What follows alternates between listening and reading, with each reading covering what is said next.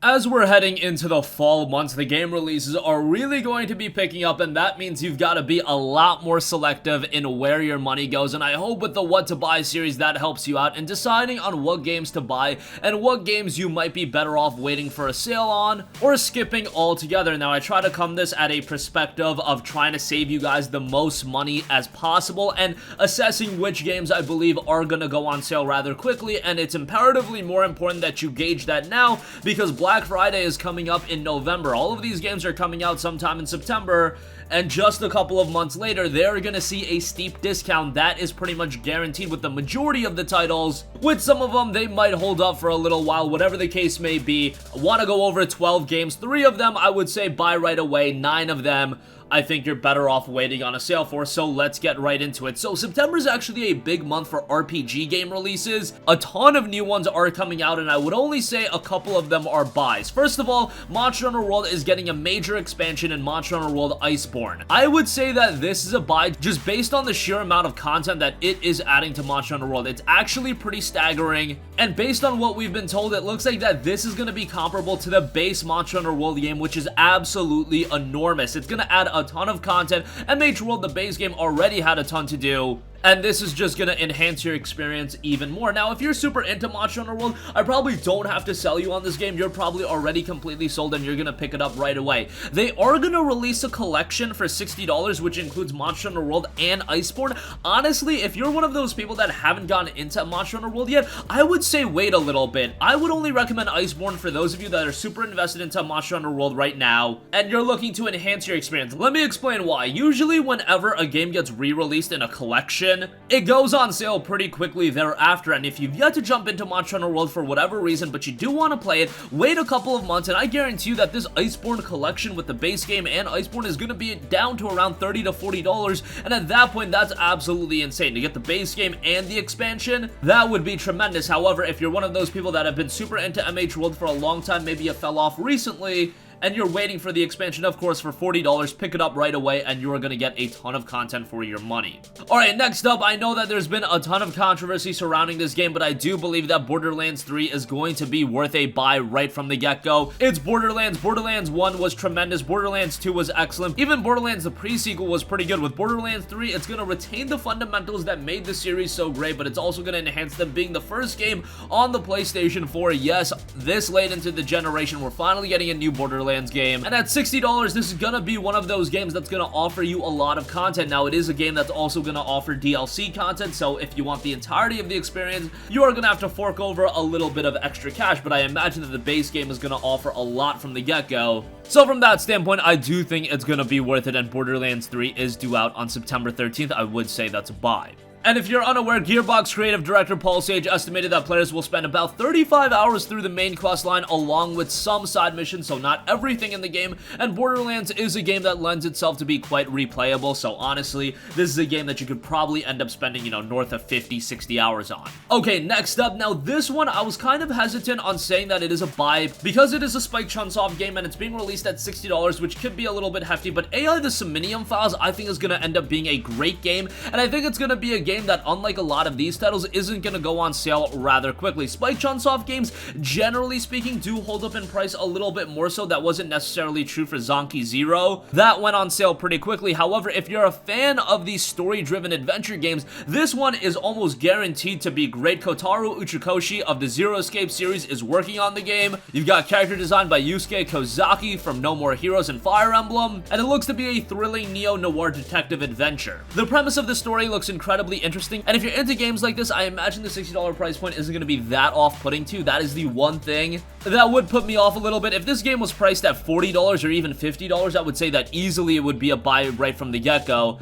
At $60, a little bit of a hard sell, but I do think at the end of the day, it's going to be very much worth it. Okay, moving on from that, now let's go over all of the games that I think you're better off waiting for a sale on. First up, I'm personally very excited for this, but Kathryn Full Body is just an enhanced version of Kathryn, which was released on the PlayStation 3 way back in the day, I believe 2012. and it is including a whole new route, so that's gonna add a lot of gameplay. However, just speaking based on previous experience with Kathryn, this game is relatively short. Yes, it's very interesting in premise and presentation, but it's not like it's a game with a sizable amount of depth to it. There is, of course, quite a bit of replay value considering you do have 3 different routes, but at a full $60 price point, again, it's an enhanced version of a game that came out years ago, and much like AI, the Somnium Files, it's definitely a story-driven game. However, in this case, you're talking about a re-release with additional content versus a brand new game. In this case, I would say that Kathryn Full Body is better off to be waited for a sale on. I'm sure the game's gonna end up being really good, but at a $40 price point, I think it would be much more palatable. Okay, next up, Torchlight 2 is also coming out next month to PlayStation 4. That'll be dropping on September 3rd,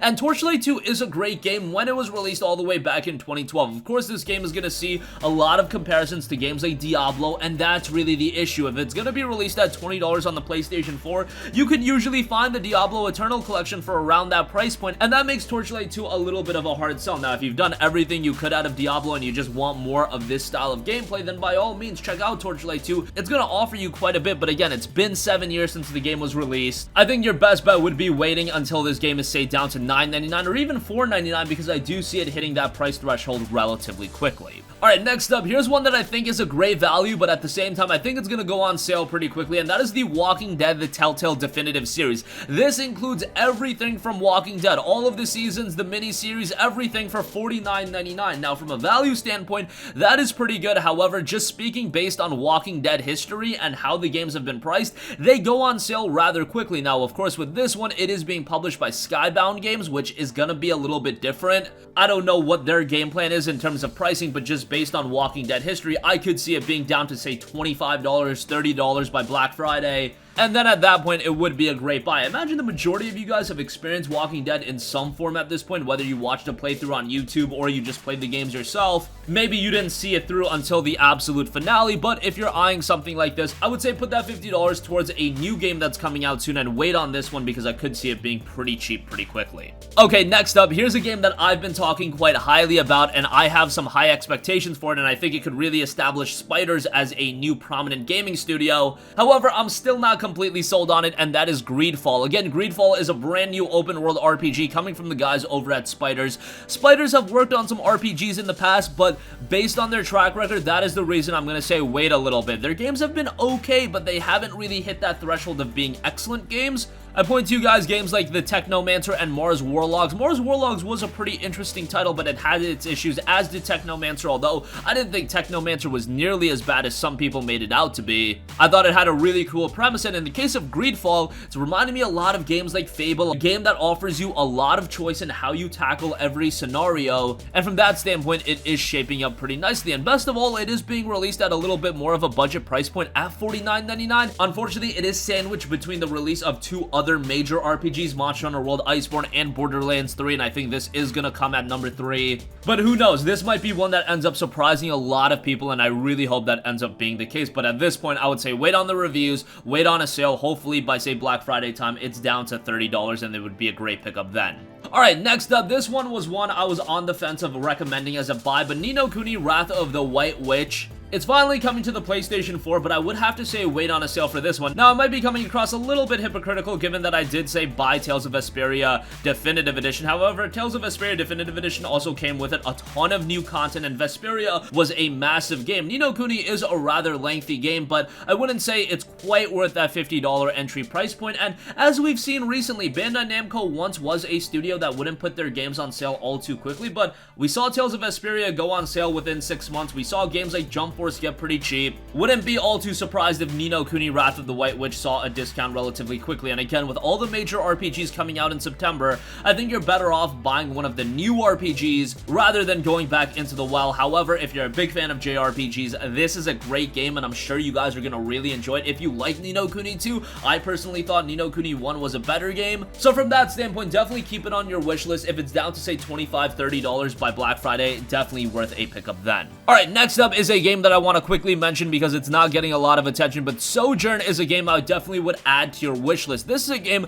that reminds me a lot of games like Journey and Flower. It's a tale of light and darkness and the nature of reality, has you traverse a thought-provoking puzzle game, and its immersive color-drenched world of light and shadow. Amazing presentation in this one from a visual standpoint. It looks great. It is being released at a $24.99 price point, which I think is relatively palatable, and if you're into puzzle games, atmospheric ones at that, it might be one that's worth a buy right from the get-go. I imagine that the majority of you guys are going to be focused on some other games that are being released, so this one probably could wait a little bit, but nonetheless, I wanted to give that a mention. Contra is making a comeback with Contra Rogue Core. I do believe that this one is being released at a $40 price point on September 26th, so from that standpoint, it is pretty good. However, given that it's coming from Konami and it's quite a bit different than previous Contra games, I wouldn't say pick it up right away. It might end up surprising a lot of people, but at this point, the reception has been rather weak, so I would say wait on a sale for this one or skip it altogether, depending on how the reviews turn out. Next up is a game that I imagine a lot of you guys are going to be upset at me for saying that it is a wait for a sale. Was Borderlands thereof saying that it was a buy right away, but Code Vein at this point I'm going to say wait on a sale for.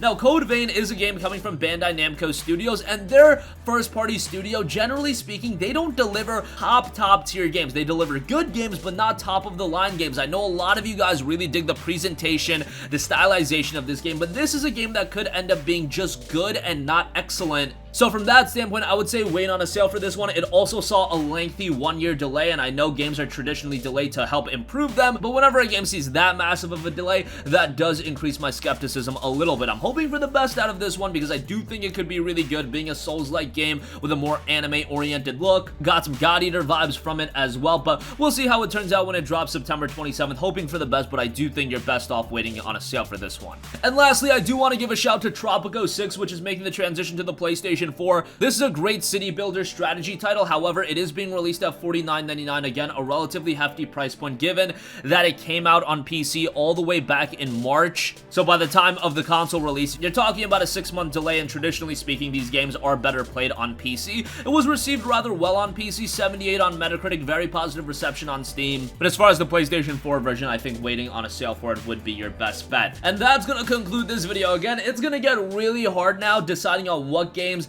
are there for you to buy them right away and what to wait on a sale for, because there are so many compelling titles being brought out in the month of September, and it's only going to heighten in October, November, December, and even as you look into early 2020, stacked with game release and stacked with a lot of options. So for those of you that are on a little bit tighter of a budget, it's going to be important deciding on what games to pick up right away and what to wait on a sale for. That's going to conclude this video. Sound off with all of your thoughts in the comment section down below. Thank you for watching, and goodbye. Hey guys, we hope you enjoyed the video, and if you did, make sure to hit the subscribe button, and if you're already subscribed, do us a favor and hit the bell icon. This way you'll be notified whenever we post a new video. That's the best way to keep up with all of our uploads, and we usually try to upload 2 videos a day. And with the bell icon hit, you'll be notified whenever we do upload a video. As always, thanks for watching.